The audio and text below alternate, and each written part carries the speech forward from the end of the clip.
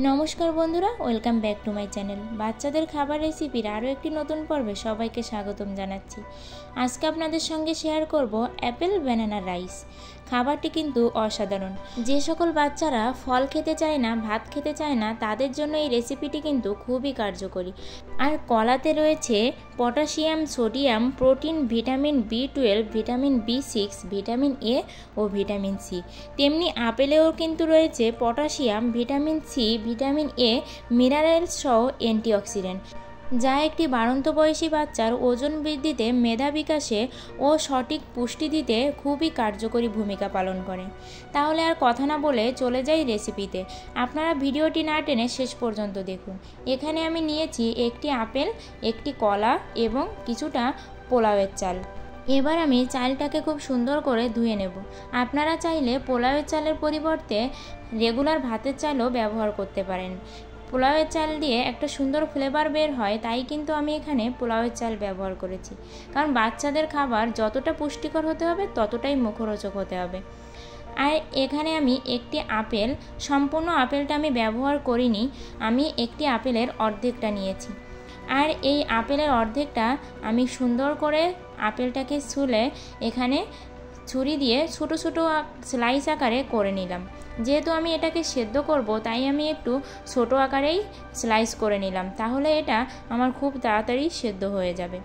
আর apple সেদ্ধ করলে কিছুটা গুণাগুণ নষ্ট হলেও সম্পূর্ণ গুণাগুণ কিন্তু নষ্ট হয় না। আর এবার আমি একটি কড়াইয়ে কিছুটা পরিমাণে বিশুদ্ধ খাবার জল দিয়ে দিলাম। জলটা একটু গরম হতে না হতেই আমি এর ভিতরে চালটা দিয়ে দেব। আর প্রত্যেকটা মায়েরই একটাই কথা থাকে, বাচ্চা এটা খেতে চায় না, ওটা খেতে চায় না। বিশেষ করে অনেক বাচ্চারা আছে যারা ফলই খেতে চায় না, তাদের জন্য এটি একটি কার্যকরী রেসিপি। আর এবার আমি আপেলগুলো এই জলের ভিতরে দিয়ে দেব। দিয়ে এবার আমি নেড়েচেড়ে একটি ঢাকনার সাহায্যে ঢেকে দিয়ে এই চাল আর আপেলটাকে খুব সুন্দর করে সেদ্ধ করে নেব। আর আমার এই চাল আর আপেলটা খুব সুন্দর সেদ্ধ করা হয়ে গেছে। এবার আমি একটি কলাকে ছুলে এখানে ছুরির সাহায্যে খুব সুন্দর করে স্লাইস আকারে করে নেব। আর এখানেই বলতে চাই, আমার ভিডিওটি ভালো লাগলে অবশ্যই একটি লাইক করে কমেন্টে আপনাদের ব্যক্তিগত মতামত জানাবেন। আর আমার চ্যানেলটি সাবস্ক্রাইব করে পাশের ঘন্টাটি বাজিয়ে অল অপশানে সেট দিয়ে রাখবেন।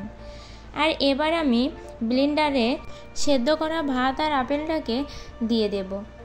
দেওয়ার পর এখানে আমি স্লাইস করা কলাগুলো এর ভিতরে দিয়ে দেব। দেওয়ার পর আমি খুব সুন্দর করে এটাকে ব্লেন্ড করে নেব। আর এই যে আমার ব্লেন্ড করাও শেষ। এবার আমি একটি বাটিতে এই ব্লেন্ড করা কলা, আপেল আর ভাতের পিউরিটা নামিয়ে নেব। আর এই যে দেখুন, আমি এরকম গ্রেভি অবস্থায় এটাকে ব্লেন্ড করেছি। আপনারা যদি এর থেকেও তরল করতে চান তাহলে এখানে অল্প পরিমাণে জলও ব্যবহার করতে পারেন। খাবারটি দেখতে কিন্তু অনেকটাই লোভনীয় হয়েছে। আর এই আপেল আর কলার গুণাগুণ তো বলেই শেষ করা যাবে না। আপেল আর কলাতে যে পুষ্টি উপাদান, ভিটামিনগুলো রয়েছে, সেটা কিন্তু বাচ্চার রোগ প্রতিরোধ ক্ষমতা বাড়ায়, এমনকি বাচ্চার ত্বক, নখ, চোখ ভালো রাখে। এছাড়াও মেধা ও ওজন বাড়াতে খুবই কার্যকরী ভূমিকা পালন করে। তাই আপনিও চাইলে আপনার বাচ্চাকে এরকম পুষ্টিগুণ সম্পন্ন খাবার খাওয়াতে পারেন।